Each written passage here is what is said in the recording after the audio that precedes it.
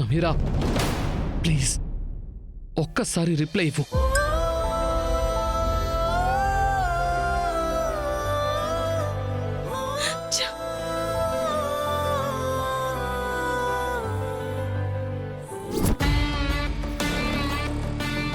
మా అమ్మకి జరగాల్సిన నిశ్చితార్థాన్ని నీ అమ్మకి చేసుకున్నావా?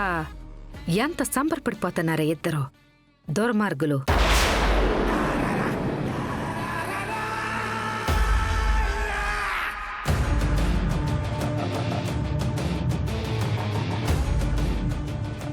కాంచనా, నువ్విక్కడున్నావేంటి? ఏ ఏడుండకుండా ఊరికి పొమ్మంటావా ఏమి? అమ్మా మీరు పదండి, మేము వస్తాం. పద. అది కాదు కాంచనా, ఇక్కడ వెయిట్ చేయకుండా ఇంటికి వెళ్ళిపోయి ఉండొచ్చు కదా అని. నట్టింట్లో మీ అమ్మిని కూర్చోబెట్టి మా అమ్మిని బయట నుంచోబెట్టినావు కదా, నేను యాడుంటే ఏందిలే. అసలు ఏం జరుగుతుందేంటో నీకంత వివరంగా చెప్పాం కదా. ఎప్పుడు చెప్పినావమ్మా? ఎప్పుడు చెప్పినావో?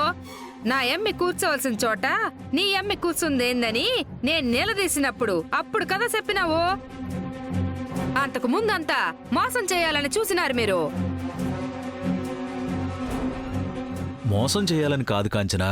అట్ట కాకపోతే నీ ఎమ్మి కుదుర్చుకున్న సంబంధము నేనెక్కడ గొడవ చేస్తే అదెక్కడ చేజారిపోతుందోనన్న భయంతో చేసినావు, అంతే కదా.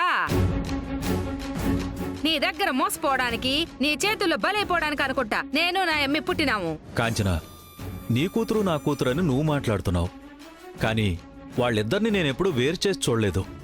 ఇద్దరూ నా బిడ్డలనుకుని సమానంగానే పెంచాను. యాడుందయ్యా సమానము? అనన్య కూడా నీ బిడ్డే అంటున్నావు కదా. పెద్దదానికి పెళ్లి చేయకుండా రెండో దానికి నిశ్చితార్థం చేయడం సమానమా?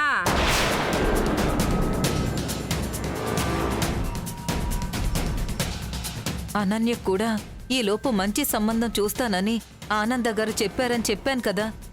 మళ్ళీ ఏంటి కాంచనా? ఆవిడ చెప్పిందని నువ్వు చెప్తా ఉంటావు. మంచి సంబంధం చూశాను గాని కుదరలేదు అయ్యయ్యో అంటే అప్పుడు ఎవరు జవాబుదారి? ఇప్పుడు మమ్మల్ని ఏం చేయమంటావు? అనన్యని తన ఇంటి కోడల్ని చేసుకోవడం ఆనంద్కి ఇష్టం లేదు, కానీ శరణ్యని తన ఇంటి కోడలు చేసుకుంటుంది కాబట్టి అనన్య బాధ్యతను కూడా తనే తీసుకుంది. ఆనంద్ చెప్పినట్టు అనన్యకు కూడా ఒక మంచి సంబంధమే చూస్తుంది. చూడాలంటే కాస్త సమయం ఇవ్వాలి కదా. అది ఆలోచించకుండా మాటిమాటికి ఇలా గొడవ పెడితే అయిపోతుందా? అనన్యకు కూడా మంచి సంబంధం తీసుకురాకపోతే ఏదో తూతూ మంత్రపు పెళ్లి చేద్దామని మేమనుకున్నట్టు నీకు అనిపిస్తే కనుక అప్పుడు మాట్లాడు. అంతేకాని పిల్లల ముందు ఏది పడితే అది మాట్లాడి గొడవ చేయకు, వాళ్ల మనసులు పాడు చేయకు. పదగీత.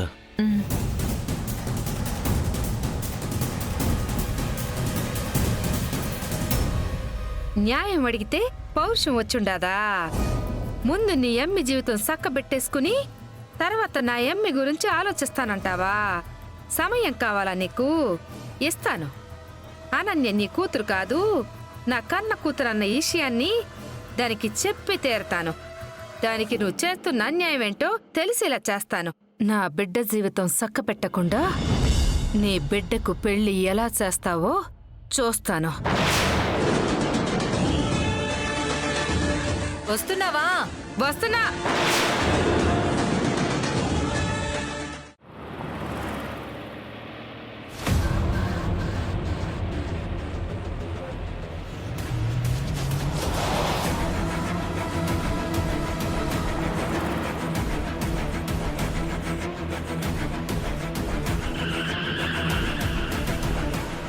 సమీరా ఎందుకంత ఫాస్ట్గా వెళ్తున్నావు?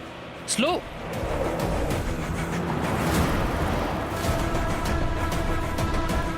అరే నేను చెప్పేది విను. కార్ ఆప్ సమీరా.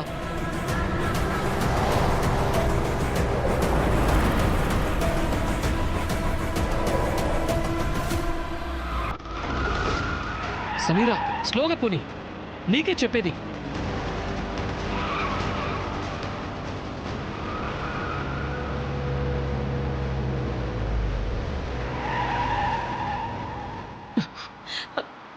సమీరా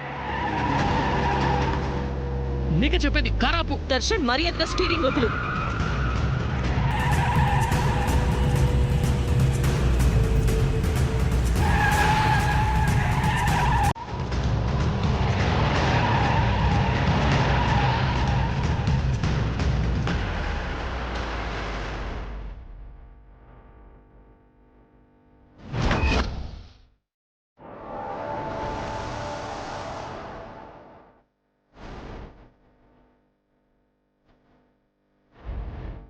నీకేమన్నా పిచ్చి పట్టిందా? ఏంటా ర్యాష్ డ్రైవింగ్? చచ్చిపోతావేమో అని భయమేస్తుందా? నా గురించి కాదు, నీకేమన్నా జరుగుతుందేమో అని నా భయం. ఆహా, నేనంటే ఎంత ప్రేమ దర్శన్ నీకు.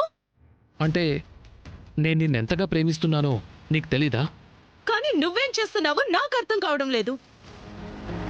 అందుకే నాకు నిజంగా పిచ్చి పట్టేలా ఉంది.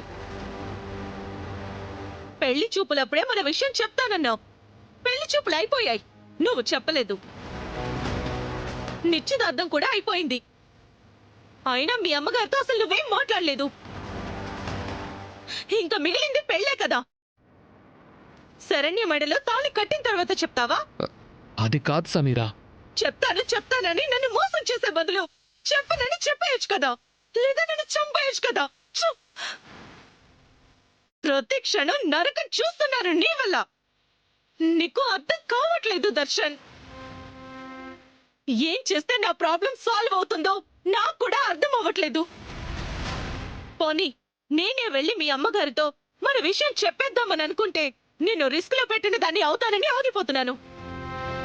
పోనీ నువ్వే వెళ్ళి చెప్తావంటే నువ్వు మాత్రం చెప్పావు. నాకు తెలిసి ఇలాంటి సిచ్యువేషన్ ఎవరు ఫేస్ చేస్తుండరు. అసలు నేను నిన్ను ప్రేమించి తప్పు చేశాను, లేక నువ్వు చెప్పే మాటలు ఇంకా నమ్ముతూ తప్పు చేస్తున్నాను, అసలు నాకు తెలియట్లేదు దర్శన్.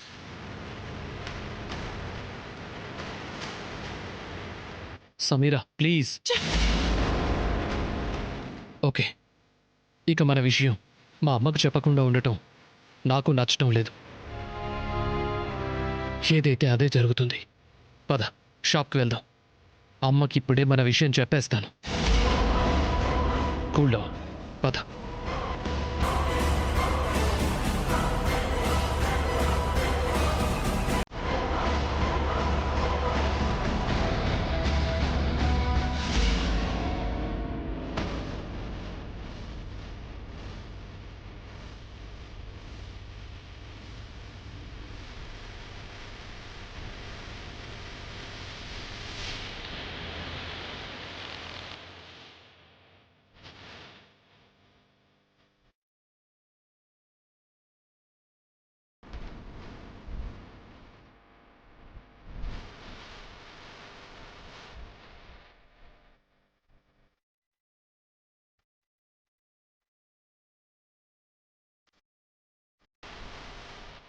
అవసరమైతే గోడౌన్ నుంచి స్టాక్ తెప్పించుకోండి. నేను కపిలకు చెప్తాను. ఓకే మేడం, ఉమ్. మీరు వెళ్ళండి అమ్మా. అమ్మా, నీతో కొంచెం మాట్లాడాలి. ఆ, మూర్తి గారు, అమ్మా, అమ్మా. మూర్తి గారు, చెప్పండి మేడం. రాజారాం గార్మెంట్స్ కి చెక్ పంపించమన్నాను. పంపించేశాను మేడం.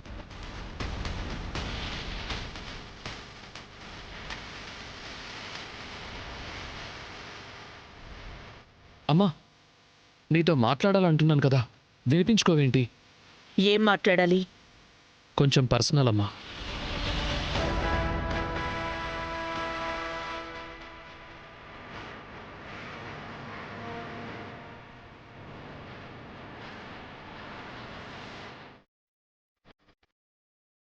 అమ్మా, కూర్చోమ్మా.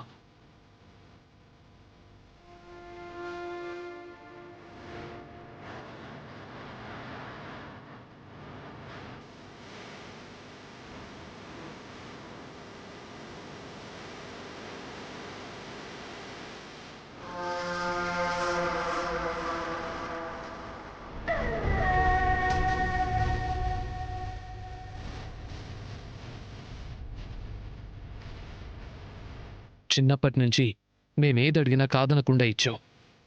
నా ఇష్టాన్ని ఎప్పుడూ కాదనకుండా పెంచావు. అలాంటిది నా పెళ్లి విషయంలో నా నిర్ణయం ఎందుకు అడగలేదు? నన్ను అడగకుండా డెసిషన్ ఎందుకు తీసుకున్నావమ్మా?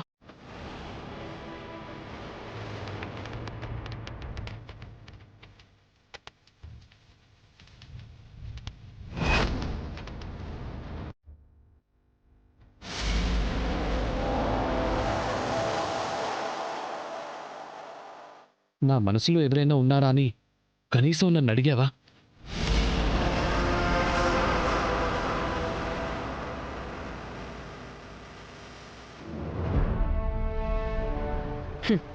చిన్నప్పటినుంచి నీ ఇష్టాన్ని దేన్ని కాదనలేదు అంటే నువ్విష్టపడిందేది రాంగ్ కాదు కాబట్టి. నీ పెళ్లి విషయంలో నిర్ణయం ఎందుకు అడగలేదు అంటున్నావు? ఈ మాట నువ్వు ఎప్పుడడగాలి నాన్నా?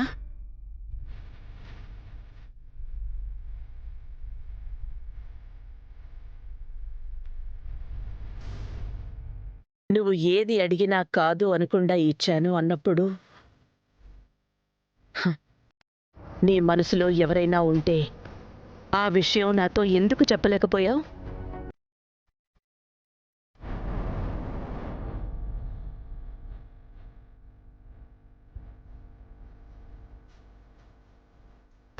నీకు తెలీదు, కానీ నాకు తెలుసు.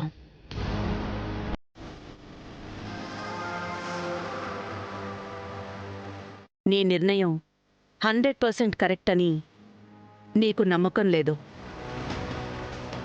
ఉండుంటే కాన్ఫిడెంట్గా నాతో చెప్పుండేవాడివి.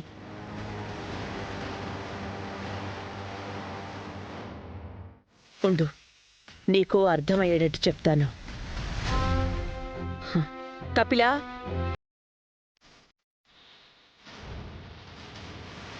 మేడం,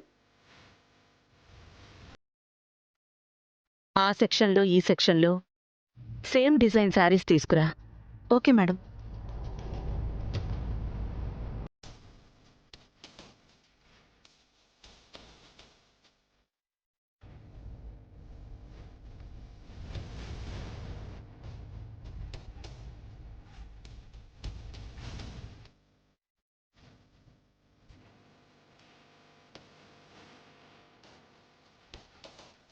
ఇవిగోండి మేడం. నువ్వెళ్ళు. Okay madam.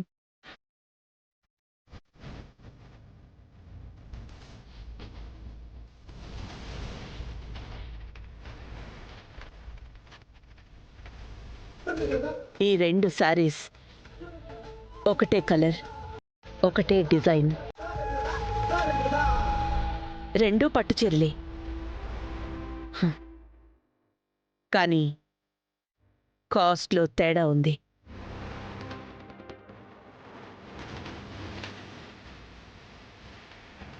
Colours same, designs same,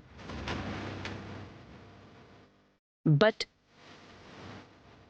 quality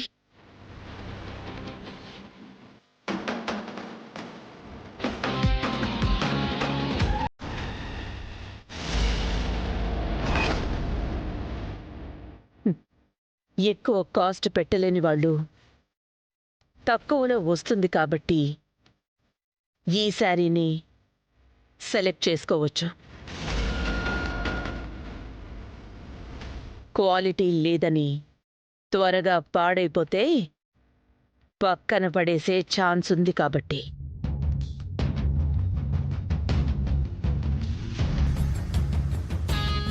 మరి జీవితం?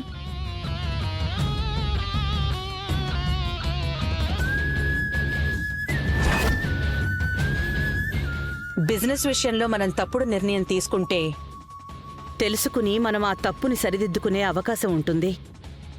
కానీ జీవితంలో రాంగ్ డెసిషన్స్ తీసుకుంటే అక్కడ దిద్దుబాట్లు ఉండవు దర్శన్. భరించాల్సొస్తుంది. అది కాదమ్మా, నా ఇష్టానికి కూడా. చిన్నప్పుడు నీకు చాక్లెట్స్ అంటే చాలా ఇష్టం నాన్న. అది ఇవ్వకపోతే అన్నం కూడా తినేవాడివి కాదు. అసలు తన్నులన్నా తినేవాడివి గాని చాక్లెట్ తినకుండా భోజనం చేసేవాడివే కాదు.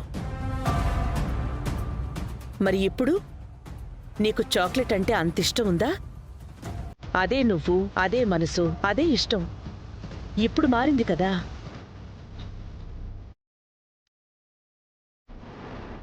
ఇష్టాలన్నీ పరిస్థితుల్ని బట్టి మారిపోతూ ఉంటాయి నాన్నా.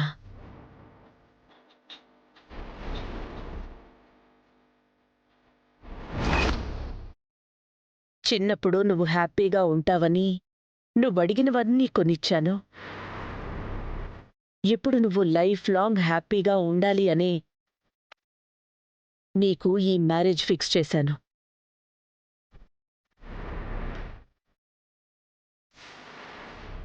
ఈ విషయంలో నువ్వు చెప్పినట్టే మనం డిస్కస్ చేయాల్సిన అవసరం లేదు.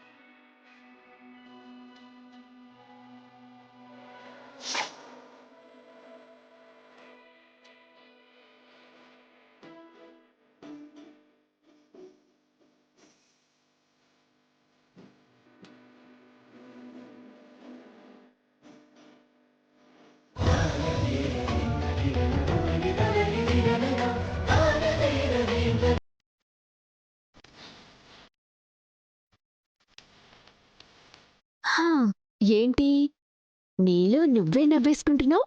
ఏంటో చెప్తే మేం కూడా నవ్వుతాం కదా. ఆ ఏం లేదు.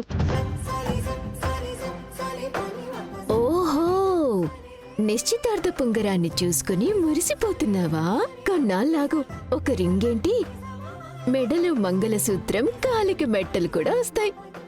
అప్పుడు నువ్వు ఆంటీ వైపోతావు గాని. ఆంటీ ఏంటి?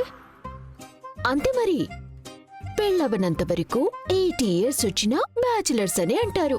పెళ్ళైతే 18 years ఉన్నా ఆంటీ అంకుల్ అనే అంటారు. ఆంటీ నిన్ను ఆగు. ఇదిగో, నా వెంట పడ్డం కాదు, నీ కాబోయే హస్బెండ్ వెంట పడు. ఏ హగ్గు ఎక్కిస్సో ఇస్తాడు. నీకసలు సిగ్గు లేదు. సిగ్గు నాకు కాదు, నీకుండాలి. సోపనం గదిలో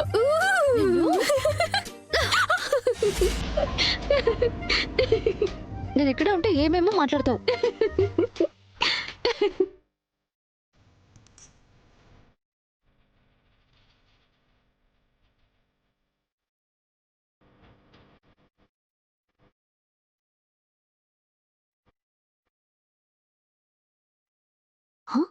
ఈ నెక్లెస్ ఎక్కడిది? ఓ, నిన్న నిశ్చితార్థం అని చెప్పి అమ్మ వాళ్ళు ఈ రోల్డ్ గోల్డ్తో కొని దీని మెళ్ళో వేసుంటారు.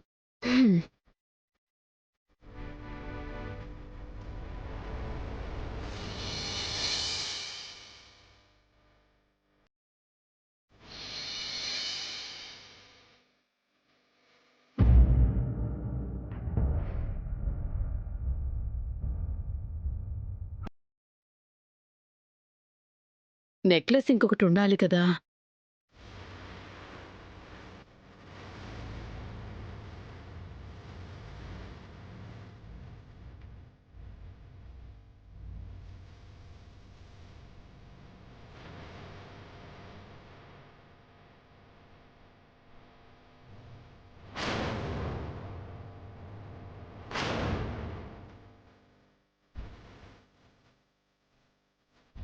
ఏంటి లీలా అది? నగలన్నీ అక్కడే పెట్టి ఏం వెతుకుతున్నావు? తన కాబోయే కోడలి కోసం మన ఆనంద నగలు చేయించిందండి. తెలుసు. ఆ నగలు అలంకరించే కదా ఆ అమ్మాయిని నిశ్చితార్థానికి కూర్చోబెట్టింది. కానీ ఈ నగల్లో ఒక నెక్లెస్ కనిపించట్లేదండి. అదేంటి? మరి ఆనందాకి చెప్పావా? చూడు, ముందు అన్నీ ఒకసారి చెక్ చేసుకున్న తర్వాత అప్పుడు చెప్పు. చూడు,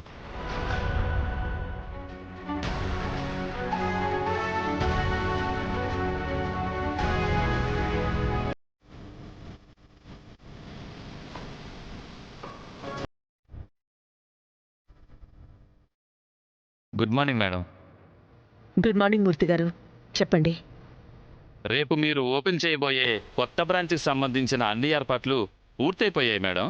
అది చెబుదామనే వచ్చాను మేడం. కొత్త బ్రాంచ్ ఓపెన్ చేస్తున్నామా? అవును. ఆల్రెడీ మనకొక పెద్ద షాప్ ఉంది కదా, ఇంకొక బ్రాంచ్ ఏంటి? ఇప్పుడున్న షాపు ప్రత్యేకత వేరు, కొత్తగా పెడుతున్న షాపు ప్రత్యేకత వేరు.